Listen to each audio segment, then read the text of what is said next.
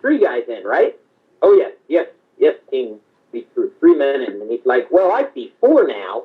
And the 4th one is, and the form of the 4th is like the Son of God. Nebuchadnezzar comes near, calls them out. The 3 men come out. And interestingly enough, the flame of the fire did have power on them.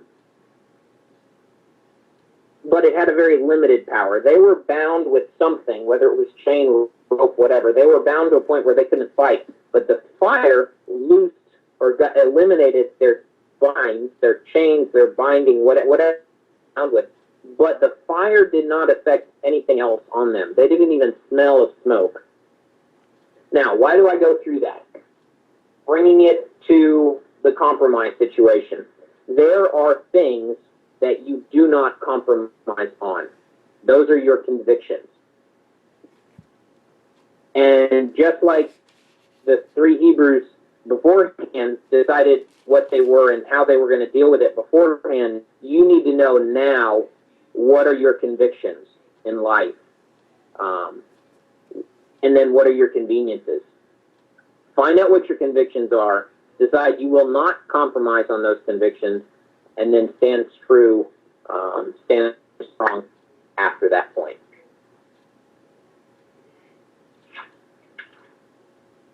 But be willing to compromise on the conveniences.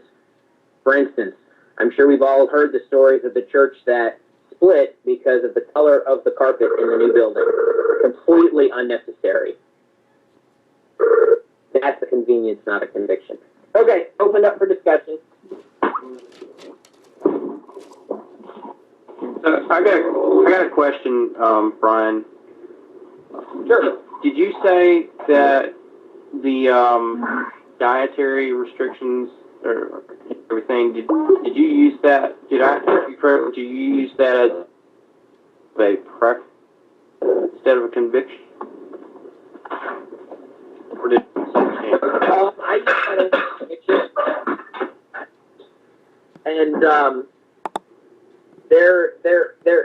the lesson, and I guess I did. There is times when you give God the opportunity to work.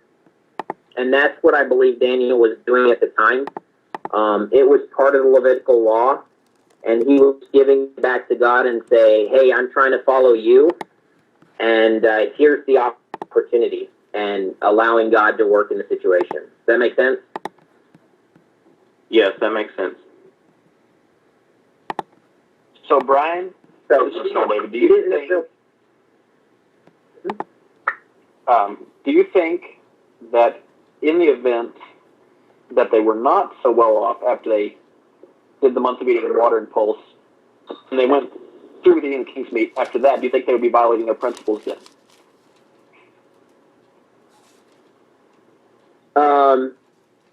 I truly believe they believe that God would work through the situation, through the opportunity that was given to show himself powerful, show himself on their behalf.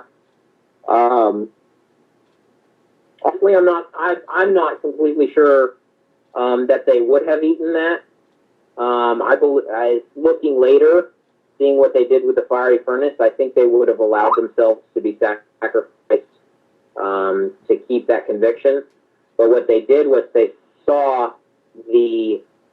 what the other side was wanting to do, saw the root, and addressed the root problem that the person had with it, not the branches and everything, but down, and tried to come up with a solution that worked for both of them. And honestly, if you look at dietary stuff, if you're eating nothing but pork and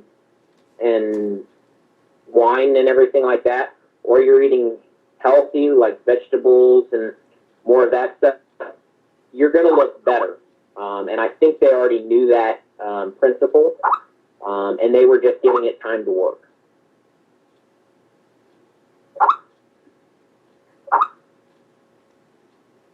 Another aspect about that situation that is so key is that they had a desire to, as much as they were able, to obey the king, and they were able to see past the actual physical command itself and see what the intent was, and propose an alternative way and really a superior way of getting to that same objective.